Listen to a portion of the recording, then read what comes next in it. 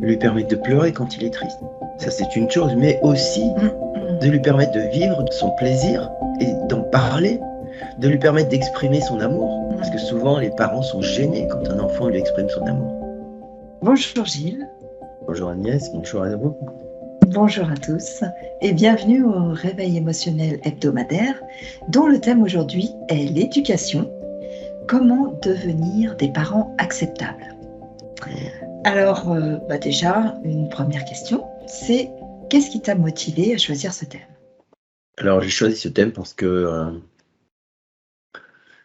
tout commence à l'enfance et que l'éducation, c'est quelque chose qui est très important. Et on ne peut pas s'appuyer seulement sur l'école, et les parents ont un rôle très important pour les enfants. Et donc, je sais que les enfants sont dépendants des parents, et ça on l'oublie souvent, hein. Ensuite, que les enfants sont impuissants face à l'autorité parentale, face aux figures d'autorité, et que c'est important de prendre la parole en leur nom.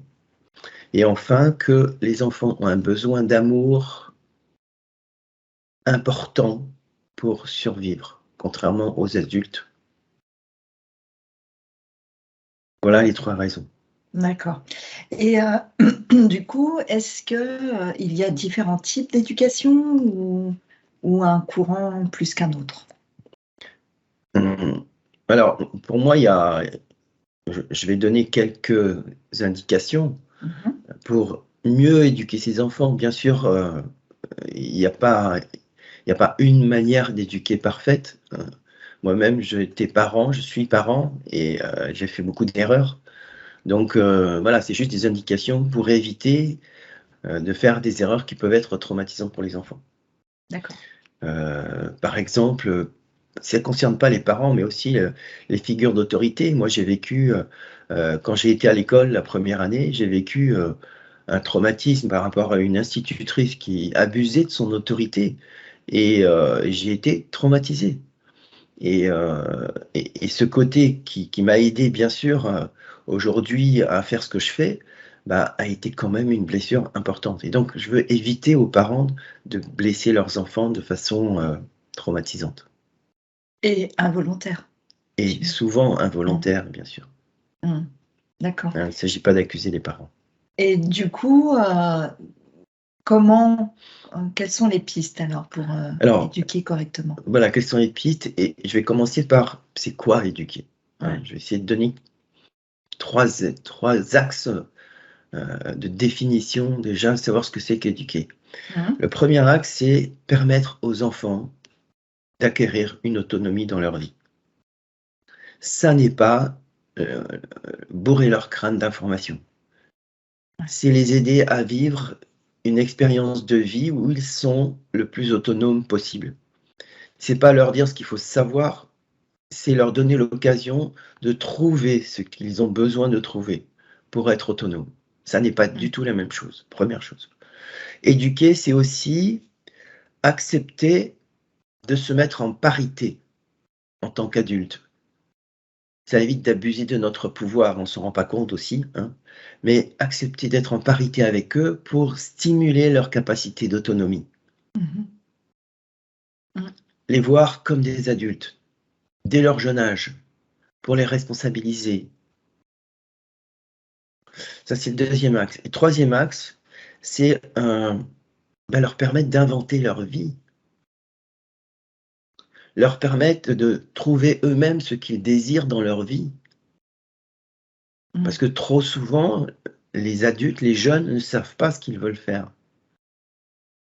C'est faire en sorte qu'ils trouvent par eux-mêmes plutôt que de leur bourrer le crâne d'informations, stimuler leur créativité, stimuler ce qu'ils aiment, leurs émotions. Qu'est-ce qu'ils aiment? C'est quoi leur désir dans Mmh. leur vie? Ah, bien sûr, en fonction de leur âge. Voilà. Mmh. Est-ce que, tu peux me me donner un exemple, pour qu'ils aillent vers leur, autonomie? Exemple, autonomie affective, Mmh. hein. J'ai 2 enfants, heu, je me souviens d'une histoire où mon fils qui avait à peu près 6 ans, heu, était en colère contre moi. J'avais fait quelque chose, il était en colère contre moi et il me demande de sortir de la chambre. Et il me dit: «Papa, je t'aime pas». Et ben, contrairement à ce que moi j'aurais pu faire quand j'étais enfant, j'étais fier de mon fils de pouvoir me dire qu'il ne m'aime pas. Parce que ça veut dire que le jour où il m'aime, il peut me dire qu'il m'aime. Et donc, ben, je suis sorti de la chambre et j'ai pas abusé de mon autorité. Ouais. Et après, j'en ai reparlé avec lui et je lui ai dit que j'étais fier de lui. Aujourd'hui, c'est une personne autonome Mmh. et il sait exprimer ce qu'il a besoin d'exprimer. Alors comment? Ouais, voilà. Quelles sont les Je reviens pistes? sur ma première question. Donc la première chose, c'est tenir compte de leur maturité affective. Mmh. Un enfant, par exemple, un enfant, avant 5 ans ne peut pas physiologiquement maîtriser ses émotions. Donc ça sert à rien de dire à un enfant: «Tu dois pas avoir peur, tu dois pas ceci». De toute façon, Ouais. ça n'est pas utile, quel que soit l'âge. Donc d'attendre d'un enfant qu'il soit capable de maîtriser ses émotions, ça n'est pas possible. Mmh. Donc connaître les stades de maturité de l'enfant, ça c'est tout parent devrait savoir ça. Ouais. Donc quand on entend par exemple: «Ah mon fils fait un ou ma fille, fait un caprice, parce qu'il est en train de se rouler par terre, parce qu'il veut le bonbon, il est attiré par le bonbon, hein, et qu'il se roule par terre, à 3 ans». Exactement. En fait, Bah, c'est pas c'est juste possible. un excès Il sait de pas faire. voilà. Donc on accueille ses émotions. Pour nous, c'est une opportunité d'accueillir ses émotions. Ça, c'est la première piste, c'est vraiment important. La deuxième, évidemment, c'est de lui permettre d'exprimer toutes ses émotions, comme l'exemple que j'ai donné tout à l'heure. Mmh. Lui permettre d'exprimer sa colère, mais aussi sa peur, hein. Quand on dit à un petit garçon: «Tu pas, tu dois pas avoir peur, tu es un garçon, tu es un homme, tu es ceci, tu es cela», ça n'a pas de sens du tout parce qu'il se coupe de ses émotions. Lui permettre de pleurer quand il est triste. Ça, Ouais. c'est une chose, mais aussi Mmh. de lui permettre d'exprimer son désir, Mmh. de lui permettre de vivre son plaisir et d'en parler, de lui permettre d'exprimer son amour. Parce Mmh. que souvent, les parents sont gênés quand un enfant lui exprime son amour. On fait l'inverse de ce qu'on devrait faire. Ouais, Ça, d'accord. c'est la deuxième piste. Mmh. La troisième, bah, c'est de respecter son intégrité physique et affective. On n'a pas le droit de taper un enfant, c'est un abus de pouvoir. On n'a pas le droit de blesser un enfant parce que c'est une violence affective. On n'a pas le droit de juger un enfant. Mmh. Ça, c'est les 3 pistes que je conseille d'appliquer dès que possible. D'accord. Voilà, hein, l'exemple du cerveau, du fonctionnement du cerveau montre bien qu'on a besoin et c'est important d'accueillir, d'accepter les Mmh. émotions de nos enfants. Mmh. Surtout avant l'âge de 5 ans, mais aussi, évidemment, après l'âge de 5 ans. Mmh. OK. Très bien. Donc s'il y avait une chose à retenir sur, cette interview, ce serait quoi? S'il y avait une chose à retenir dans l'éducation, c'est de respecter un enfant de la même manière qu'on respecte un adulte. Mmh. Et D'accord. ne jamais abuser de son autorité parce que c'est tellement facile avec un enfant. Mmh. Et si vous avez, en tant que parent, une difficulté, que c'est plus fort que vous, alors c'est important pour vos enfants et pour vous de faire en sorte de voir quelles sont les émotions qui sont derrière Mmh. et de libérer ces émotions pour être vraiment en, en parité avec vos enfants. Ouais.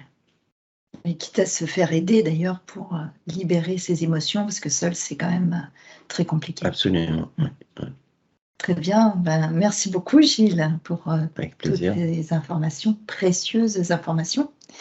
Si vous avez aimé, bien sûr, vous pouvez liker et mettre vos commentaires.